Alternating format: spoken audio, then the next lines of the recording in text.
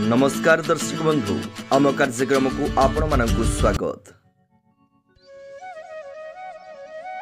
भिन्न एक शक्तिपीठ देवादेवी निमंते आकर्षणीय आकाश छुआ मंदिरटीए नाही सत किंतु भक्ति ही शक्ति एई कथा को पाथेय करी ऐश्वरिक सत्ता को अनुभव करने सहित विभिन्न देवादेवी प्रतिमूर्ति को भिन्न भिन्न वृक्ष मूल स्थापन करने सह दीर्घ 5 वर्ष धरी वार्षिक उत्सव सांगकु पर्वपर्वाणी रे रीतिनीति अनुसार विशेष पूजा अर्चना मध्य करा जाउची।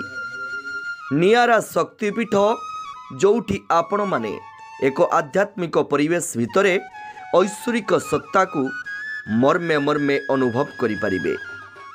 एमिति एक शक्तिपीठर बाबदरे आमे कहूचु जहाँकि बालेश्वर जिला बाहानगा ब्लॉक अंतर्गत अंजी ग्राम पंचायतर खरीदा और जयनगर ग्रामर मध्यस्थल रे अवस्थित यह विशाल पोखरी शक्तिपीठ नाम परिचित। एठारे प्रतिवर्ष भली एवर्ष मध्य वार्षिक उत्सव महा आडंबर रे बहु जाकजकम रे अनुष्ठित हो जाइछि। पंडित गयाधर सतपति तत्वावधान रे प्रथम दिवस रे अधिवास सह एक निराश्रय पिलार व्रत उपनयन करा जाइथिला और द्वितीय दिवस रे कलश शोभायात्रा विष्णु यज्ञ एवं तृतीय दिवस रे उपचार पूजा चंडी यज्ञ और पूर्णाहुति आदि पूजा कार्य अनुष्ठित होइथिला। एही अवसर रे भक्त मानक पई 3 दिन धरी प्रसाद सेवन सहित कमिटी तरफ विभिन्न सांस्कृतिक कार्यक्रम व्यवस्था होइथिला। बहु दूर दूरांतरु शताधिक भक्त माने एही शक्तिपीठ रे उपस्थित रही पूजा अर्चना करुथिबार देखिबाकू मिलिथिला।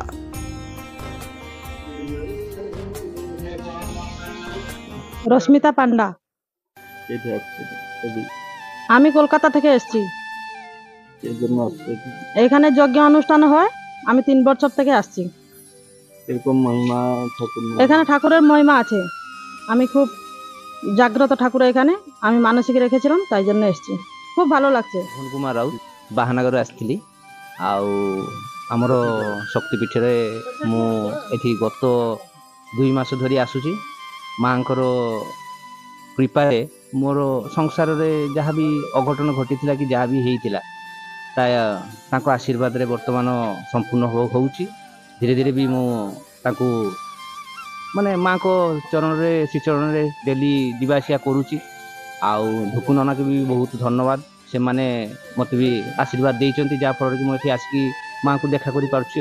सपरिवार खरीदा ग्रामर कैलाश चंद्र पाणिग्राही ये पोखरी पछपट गाँटी आमरी गाँ ये ग्रामटी माछ धरिकी कार्तिकेश्वर पूजा करती पोखरी यथाक्रमे जो समय आसला ये अंचल जो गोटे ऐश्वरिक शक्ति सूचना मिलला ये जंगल ये पाखटी थी पूरा जंगल आपड़ जो 3 पाख देखुं ताठू ये पाखटी जंगल थिला। ये आम तो छोट बेले माछ धरते आसले डरुले सब साप फाप बाहरती बड़ बड़ गछ थिला कि ये स्थान जो ऐश्वरिक शक्ति प्रकाश पाइला स्वप्न माध्यम जो आमर अच्छा पुरोधा जहाँ को आम कहे आमर से पुरोहित गयाधर सतपति से जानवा पाइले जे शक्ति किसी अच्छी तेणु से आम को डाकी माजना करी ठाकुर आविर्भाव कराला। ये अंचल जो भक्त मैंने ये आसछंती ये शक्ति माध्यम शक्ति बोली पाई ये शक्ति अच्छी बोली से आसुँच ये गोटे विशेष प्रकार गोटे आकर्षणीय आसूँ जो मैंने आसुँच ठाकुर प्रति गोटे अवगति रोचे। तेणु ये कौन क्या जबरदस्ती कराने तू ये आस ये पूजा कर ये आमको किसी पैसा दे कि आज पर्यटन आम जी पुरोधा जी पुरोहित जी गयाधर सतपति क्या गोटे टका मागी ना आम अंचल आमर से पूजा कर घरे भी कही ना गोटे टंका आमको दियो ये पूजा करिया कि जो प्राधान्य व्यक्ति मैंने ये साहय कर निश्चित भाव में आम कहूँ चाहवा जे ये जो ऐश्वरिक शक्ति से पाई हरिहर महादेव जो अभिषेक पूजा हुए आप थे आसी देखिए ये पूजार महात्मा बहुत किसी अच्छे। मु गयाधर सतपति घर कबीरपुर 20 मसीहार स्वप्नादेश अनुसार एटी ठाकुर आविर्भाव हेले 21 मसीह प्रतिष्ठा है एवं यही डेट रे प्रतिष्ठा होता तिथि अनुसार से दिन आमर पालन चलती वर्ष थे शक्तिपीठर वार्षिक उत्सव आमर त्रिदिनात्मक। प्रथम दिन अधिवास कलु अधिवास दिन में गोटे निराश्रय ଅନାଥ ପିଲା ଯିଏକି ବୈଷ୍ଣବ ପିଲା, ସେ ବ୍ରତଘର ହେଇନଥିଲା, ସେ ପାଗଳ ପୁରା ଥିଲା।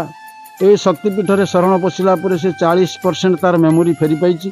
ତେଣୁ ଆମେ ଅଧିବାସ ଦିନରେ ତାର ବ୍ରତ ଉପନୟନ କରାଇ ତାକୁ ନଗର ଭ୍ରମଣ କରାଇ ଅଧିବାସ କରାଇଲୁ ଏବଂ 11ଟି ବିମାନ, ଯେଉଁ ରାଧାକୃଷ୍ଣଙ୍କର ମେଳନ ବିମାନ 11ଟି ଆସି ବସିଲେ।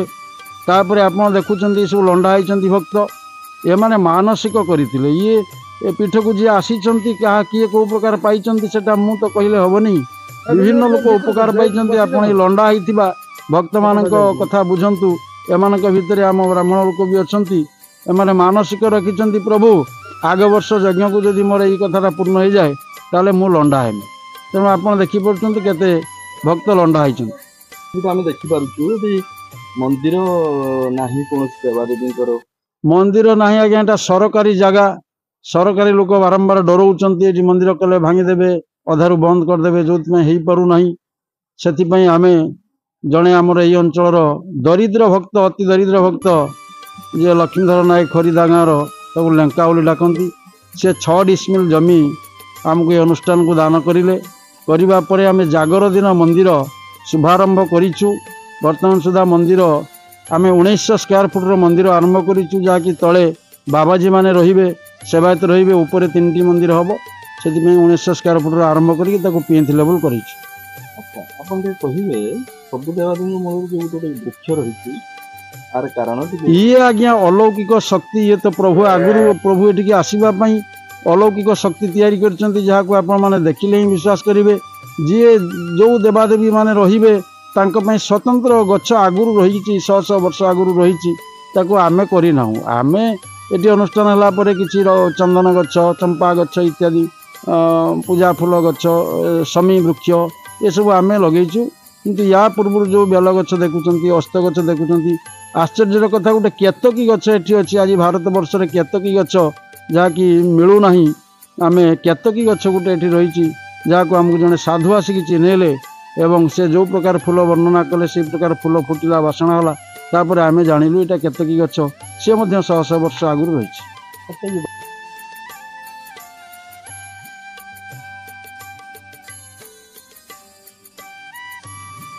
ଆମ କାର୍ଯ୍ୟକ୍ରମ ଆଜି ପାଇଁ ଏତିକି। ନମସ୍କାର, ଜୟ ଜଗନ୍ନାଥ।